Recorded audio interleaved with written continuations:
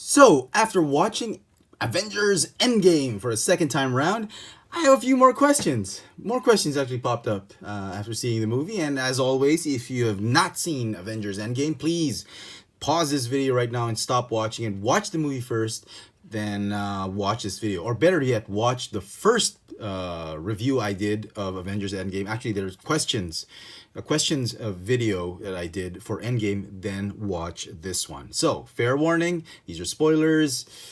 Don't watch if you haven't seen the movie or if you haven't seen my first video on Endgame. Okay, let's get right to it. First up is Gamora. Where is she really? I mean, we saw in the end Star-Lord was searching for Gamora. And my biggest question is she still alive? At least the 2014 Gamora. Because Tony snapped everybody, all of Thanos' Legion, and I don't believe he knows that Gamora was in it, was part of the Legion, and she's never met Gamora. So how could she not know? How could she? How could he know? How could Tony know who to snap out and who not to? He's probably just thinking, I'm just gonna snap out everybody that came through the portal, all of snap out of existence, all of Thanos' Legion, and that was it. He just snapped it, and that's very unclear what happened to her. She was still technically part of Thanos' Legion. And on a more important note, if you read the comic books and if you watch the Marvel Cinematic Universe movies, it requires a lot of skills, a lot of practice, a lot of strength to wield one Infinity Stone, much less use it, or much more so using 6 of them. So Thanos has been preparing all his life for this work, and he's been practicing how to use the stones. He's been using it before, and here comes Banner as the Hulk using it for the first time, and he snaps everybody into existence. And here comes Iron Man, Tony Stark, snapping all of Thanos's Legion out of existence. Is it really that easy? Using the Infinity Stones. As long as you have a gauntlet, it automatically downloads to your brain how to use the stones, and it's as simple as snapping your fingers, and whatever your wish is, it just comes true. Is it really that simple? I think Disney and Marvel Studios are just hoping there is a sense of suspension of disbelief with this, that you're a superhero, you should know how to use a stone. I think they should work on that more, because it's very difficult to believe that mere humans would know how to interface with Infinity Stones. I mean, this guy, the Mad Titan, has been spending his years studying the stones, using them, and really even his body. He's modified his body so that he's stronger than the Hulk, and Anyway, that's another discussion. Next up is Peter Parker meeting up with his best friend Ned, and what's happening here? It's been 5 years. Nobody has graduated. They look the same. The school looks the same. There's a theory that all of that Homecoming and the upcoming Far From Home is in another timeline, but the movie already tries to stress that they don't want to create any timelines, that there is only one timeline. I don't know, but nobody seems to have graduated. And like, if you watch the trailer of Far From Home, everybody's back and they're all still in high school. So the easiest convenient explanation that Disney and Sony might have is everybody got snapped away in Infinity War and they all came back, and the whole school, or perhaps half the school, and all of them included, were all decimated with Infinity War's Thanos' snap, and they all just came back. Okay, I'm gonna buy that because it's Marvel and we all love Marvel and Disney. Okay, so I just found it very convenient that everybody's back and they're all still in high school even after 5 years. I think the producers forgot that it was already 5 years and they thought it was still 2018 or whatever. Next up is Mjolnir. Okay, now if in every Thor comic book and even the movie, there's an inscription: whosoever holds this hammer, if he, and then during the Jane Foster arc, she be worthy, shall possess the power of Thor. And every time Thor gets the hammer, or Jane, or better Ray Bill, they all transform into some form of demigod, of an Asgardian god with the armor, the hair, the cape, and all whatnot. Except Captain America. That's what I don't understand. Even in the comic books, if you notice, this is from Fear Itself.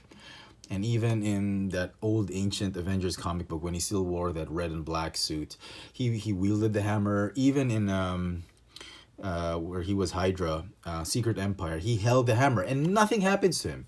He does not possess the power of Thor. He possesses the power of Mjolnir, but he doesn't become a Thor. If you read up the Secret Wars 2 or Secret Wars 3 or 2.5, whatever, where the latest Secret Wars installation, there was a comic book on Thor's.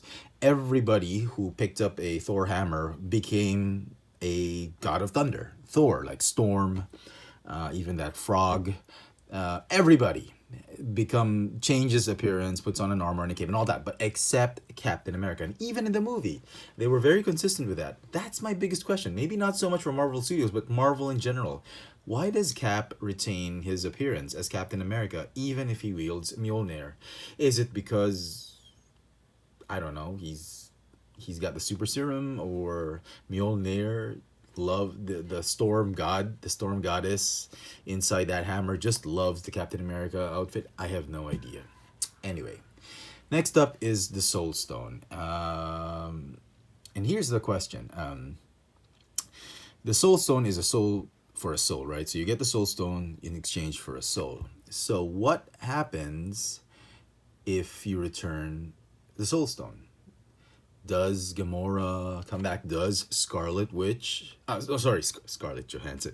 Does the Black Widow come back? Or does the Red Skull have a no return, no exchange policy just like here in Manila? There are a lot of shops here that have no return, no exchange policies, which is against the law, but people do it anyway. But is it something like that? Once you buy the stone, or you buy the stone with the soul, it's forever, and you can return the stone, but you won't get your down payment on it, or your payment for it. Is it something like that? Okay, I don't know. And more importantly, let's talk about the stones. And I say this because they treat the stones like they're just pieces of jewelry, or they're just like at the end of Endgame, they just treat them like they're normal cosmic, easy, nothing, no big deal cosmic artifacts that you can put in a suitcase. Cap was entrusted to return everything, including Mjolnir, to the original timeline from whence they were taken. So, is it really that simple to return all the stones? I mean, let's take the Space Stone. So he's gonna form the Tesseract again in that time where they stole the Tesseract. So he's going to, because the Tesseract, nobody could destroy it. Only Thanos was able to crush it with his hand. So Rogers was going to go back in 2012, reform the Tesseract around the Space Stone, and put it back in the suitcase. Really? The Mind Stone. She's going to be able to put it back in the scepter. I did not see him carrying the scepter. He only carried Mjolnir, unless somebody shrunk the scepter and put it in his pocket. On a side note, though, that whole thing about the shield, I think I figured it out. The reason he still has the shield is whole is probably because at the end of Endgame, they were friends already with T'Challa. T'Challa repaired the shield. Scott Lang shrunk it to pocket size, and we just didn't see it. But Cap was brought the shield with him back in 1940 or 1970, whatever, when he got married to Peggy. And it was just in his pocket. He, brought it back to our normal size, repaired. So that could be the convenient excuse. So Mind Stone, how does he put it back in the scepter? Reality Stone, how does he turn it into an ether? I mean, did Rocket give him any device to turn it into an ether? The Power Stone, well, that's quite simple. You just return it back in the orb, and the orb back in the... Okay, fine. The Time Stone, return it back to the ancient one. Fine. The Soul Stone, and here's the biggest one. Vormir is on a place where, as Rocket or Nebula says, it's the nexus of all things cosmic and whatever. Even Thanos, with the Space Stone, had to use a ship to go there. I mean, he already had the Space Stone. Okay, but he couldn't teleport there. So how does Cap go in there? And the convenient excuse is probably, Scott shrunk one of the Guardians' ship. Maybe Rocket had an extra ship, and they shrunk it, put it in his pocket, and he used it with the coordinates going to Vormir, and then he went back. So, and then once he's there, here's the kicker. Does he go, hey, Red Skull, what's up? I mean, long time no see. So you have this new gig, I'm going to do well for myself. I'm going to go back and live with Peggy. Ha ha, all that battle we had was all for nothing. So All of these things coming in. Did the producers not think of this? Or the directors? I mean, he just goes to Vormir and returns the Soul Stone. And does he get Natasha back?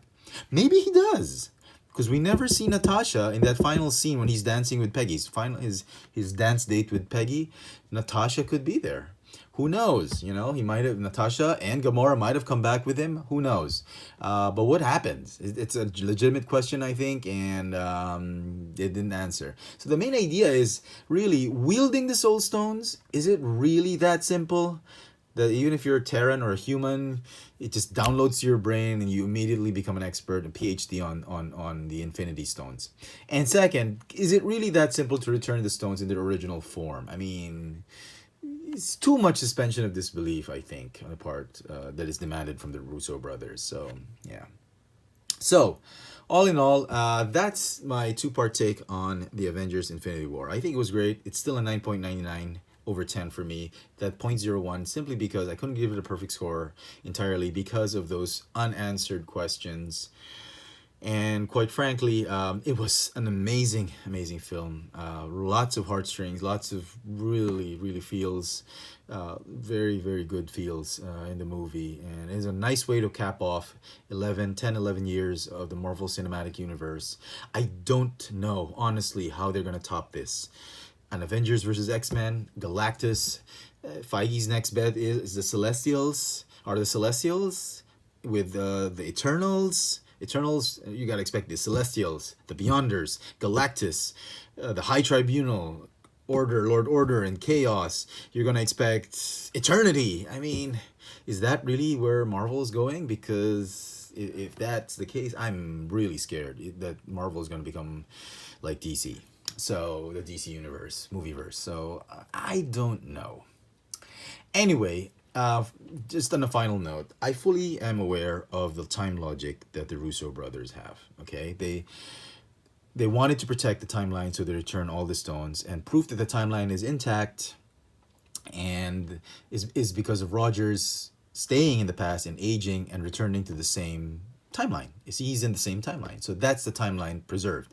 But the only way the decimation in Infinity War snap can happen with Thanos dying, the 2014 Thanos dying in 2023, is that Thanos is from another timeline. And Nebula surviving, even if she kills her former self or younger self, my bad, in the previous video I said her older self. I meant older, I meant former. That's what I meant with older, or younger self. Even if she kills her younger self, she still survives because of an alternate timeline created, which was what the Ancient One was telling Banner. That's what's going to happen. You don't want to listen. But Banner says, it's not going to happen. We're going to erase all the timelines and the entire timeline will be intact. And my thing is, both logics of time are correct. Alternate timelines are possible and it'll be fine. Protecting the original timeline is possible and it'll be fine. But you cannot have both exist in the same movie. Because that's just ridiculous. You cannot I hate to say this, Russo brothers and Kevin Feige, you cannot have your cake and eat it. That's just a simple fact about it. You cannot have multiple timelines and protect the original timeline. It just can't happen, logically speaking.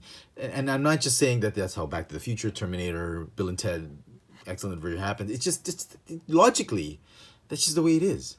That's the only way those events could have happened is if with multiple timelines. And then protecting the original timeline and keeping it,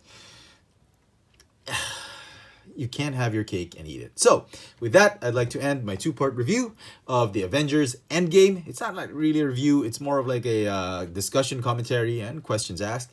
I do hope everybody had a fair share and enjoyment of the film. You got to watch it more than once. You get to see a lot of the Easter eggs the second time around, and it's actually a lot more tearful the second time around. So I hope you've enjoyed this little video review, and until next time, thanks for watching.